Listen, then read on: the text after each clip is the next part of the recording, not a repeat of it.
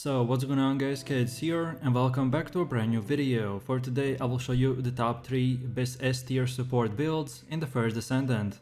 So for each and every single build I will show you what weapons and modules you want to get. Then I will explain every single skill and show you the best stats and external components.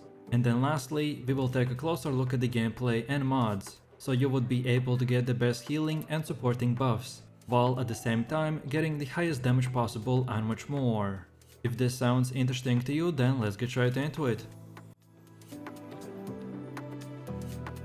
So then let's move over to the build. Yujin is the support character. This is currently the strongest healer in the game, who can provide massive amounts of healing to the group. Not only that, he can also buff allies by giving them damage mitigation, and his revive speed is just about 1 to 2 seconds. And when someone gets revived by you, they also become alive with max HP. On top of all of this, because of our setup, we will be also able to debuff enemies by reducing their defenses, and even do a bunch of damage ourselves. Overall, Yujin isn't really needed in early to mid game content, because players don't really need heals at that point, but you will become very overpowered in the end game. So if you don't mind power leveling through the leveling process to become overpowered in the endgame, then that's the build for you. And then now let's move over to the endgame build, where we will focus on doing as much healing as possible, while having really good damage as well. So I recommend to get the Battle of the Stamina to increase max HP and skill duration, then skill extension that improves the duration of your skills, then time distribution that reduces skill cooldowns and increases max HP, then energy collection, which increases mana recovery, then emergency measures, which increases skill critical hit rate and skill critical damage, then the short sword that changes your sub attack to a short sword.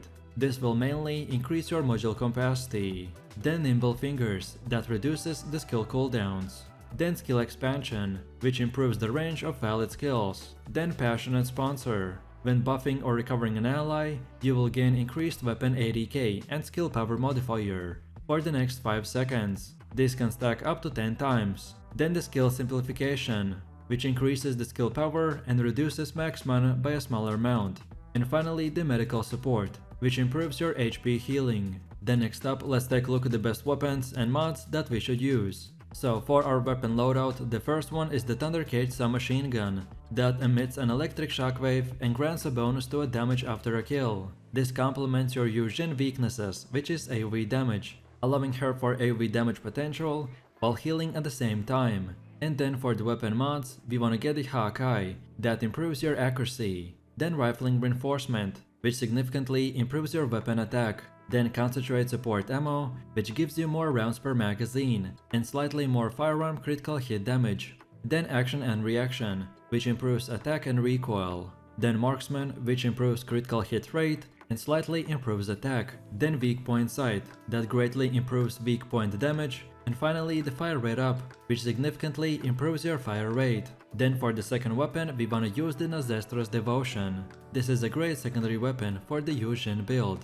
It works especially well if you are good at aiming and are confident at hitting enemy weak points. Hitting an enemy's weak point will reduce the enemy's defense by 30% for 3 seconds, indirectly buffing the damage of all of your attacks. So then for the mods, we wanna get the rifling reinforcement that increases ADK, then better insight that increases critical hit rate, then better concentration, which increases critical hit damage, then vibration absorption that reduces recoil, then fire rate up, which increases the fire rate, then Hakai that improves accuracy, and lastly the expand impact magazine, which improves your weapon magazine size. And finally for our third weapon of choice, we have the Tamer machine gun. I recommend switching to this weapon when you need high sustained single target DPS. All machine guns are not the most accurate weapons in the game, their aiming is still decent, so try to aim for weak points as much as possible. And then for mods, get the rifling reinforcement that improves ADK, then electric enhancement, which adds electric ATK equal to a portion of the firearm's ADK, then action and reaction that improves firearm ADK but increases recoil, then weak point insight, which increases your weak point damage and slightly increases the critical rate, then weak point sight that increases your weak point damage, and finally the fire rate up that of course increases your weapon's fire rate. Then next up, let's go over to the base reactor and external components. So your reactor is very important item that determines your skill damage and can also include extra modifiers that buff certain aspects of your build. The better your reactor is, the more damage your skills will deal to enemies. I recommend prioritizing using a reactor with a high skill power and a sub-attack power. Secondary, look out for a reactor that buffs fusion and or non-attribute skills, as most of the yujin skills will fall into these categories. Overall, the materialized mixture is the best reactor for our build because it buffs your non-attribute and fusion type skills. Non-attribute is your Descendant attribute, and fusion buffs are skills like the Restructure Serum and the Hyper-Reactive Healing Ground skills. Then the second choice, if you can't get the first one, is the Materialized Singularity Reactor, which buffs non-attribute and singular type skills. So for example, our Solidarity Healing or the Stimulant Spray skills. But then as for your external components, they're even more of an RNG, at least until you've played the game for long enough to find basically every single possible combination with a good stat roll. I specifically recommend to get the components with max HP, HP recovery and defenses, as our build needs all of these stats, so you can just stack all of them together, or just use whatever best job you got. So then let's move over to the Enzo build. He is the best support character in the game, which not only helps others, but does really good damage as well. He specializes in providing scarce ammo to group members, and thus increasing the overall damage output of the group. He also has drones at his disposal to launch long-range attacks. It is best to focus on increasing Enzo's firearm 80k stats, since most of his builds are here to support the group. Therefore, it is very important to have good weapons to fit our setup. Our supply crate skill will refill a special and heavy ammo types, which is often hard to come by. And finally, our drone shield recovery will also help us to survive and make us a lot more tankier than most other characters in the game. And after that is done, now we are ready for our max level module setup. So for the endgame build, I recommend to use the reinforced frontline that spawns a frontline reinforcement device that grants a firearm 80k increase to allies in range. Then skill extension, which increases your skill duration. Then skill expansion, that increases our skill range. Then skill cost optimize, that reduces the skill cooldowns and cost. Then range HP calculator, that increases the skill range and max HP.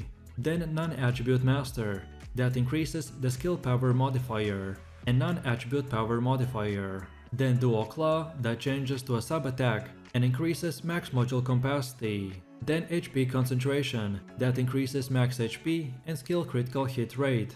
Then nimble fingers, that reduces your skill cooldowns.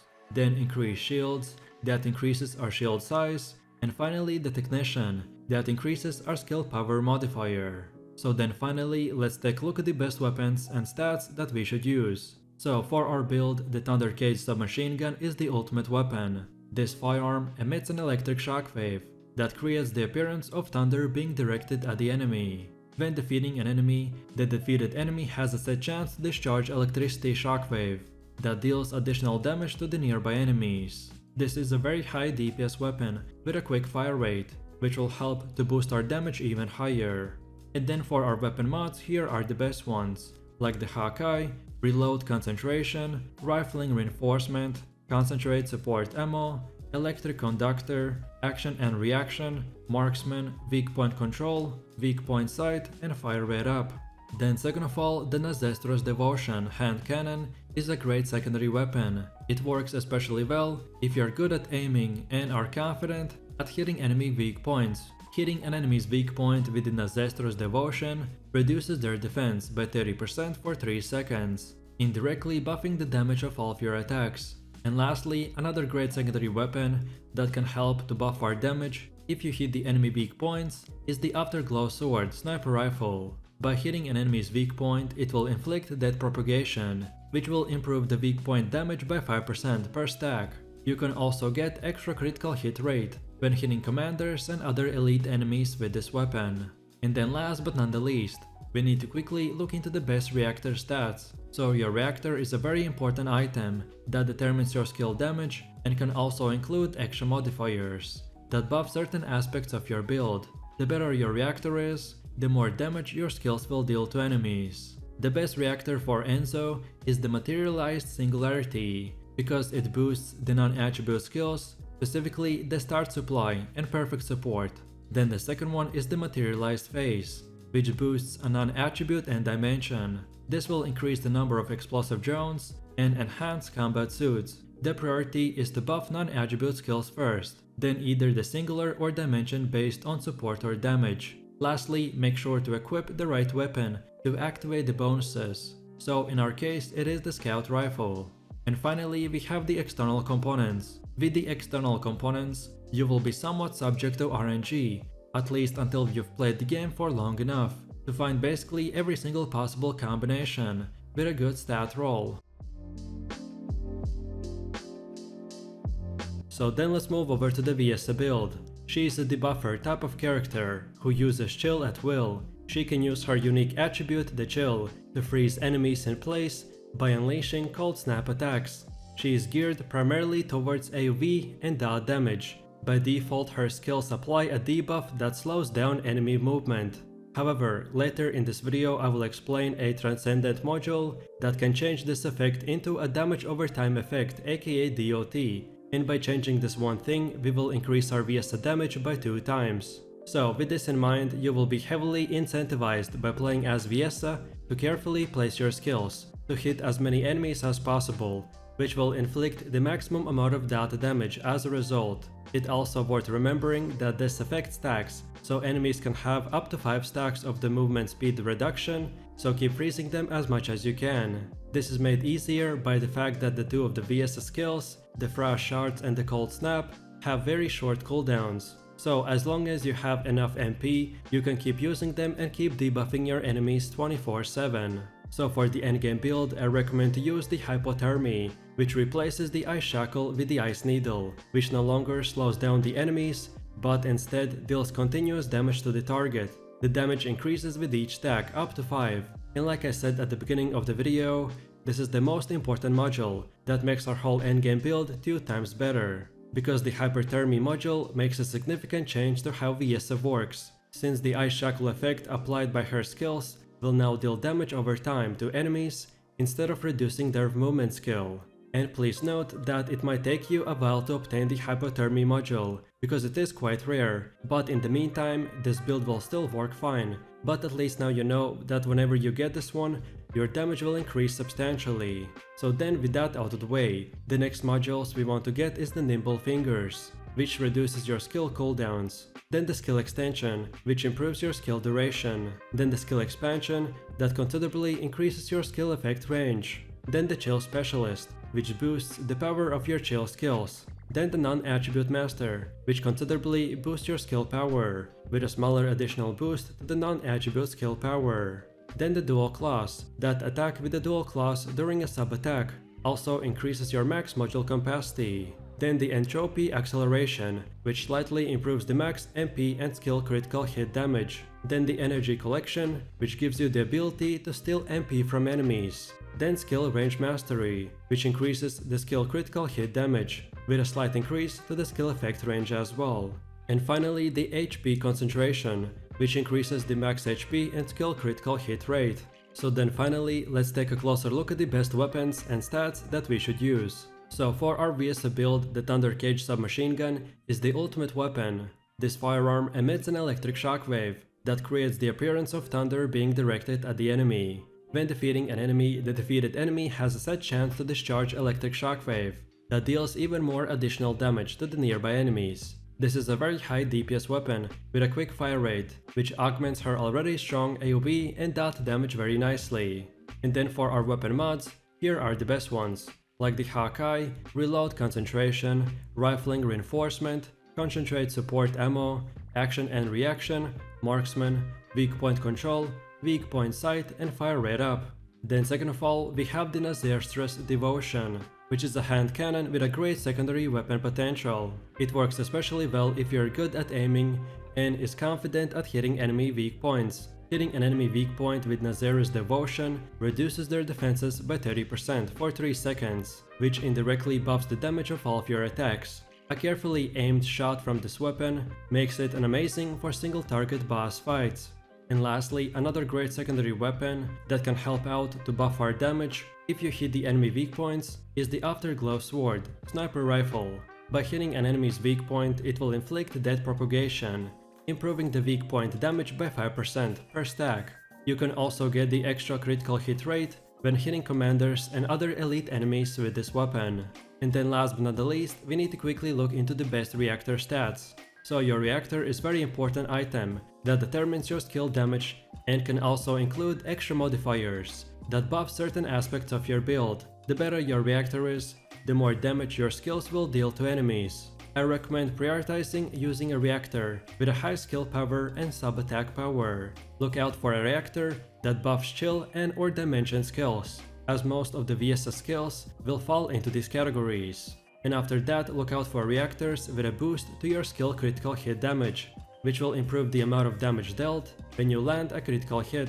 Also look out for optimization condition that you can easily fulfill with your viessa build. So for example, we have a reactor that requires an equipped sniper rifle to meet the optimization condition, meaning the condition increases the skill power of your reactor. So keep in mind that it's very important to meet the conditions of your reactors. Our viessa's attribute is chill and her skills use fusion and tech, which means that you want to pick a reactor with a frozen mixture that boosts the chill and fusion type, or the frozen mechanics that again boost the chill and tech. Because our viessa build focuses on damage, it is better to spec into skills we can use more often, therefore we want to select a frozen mixture reactor. However, any will do until you have proper version of the best reactor.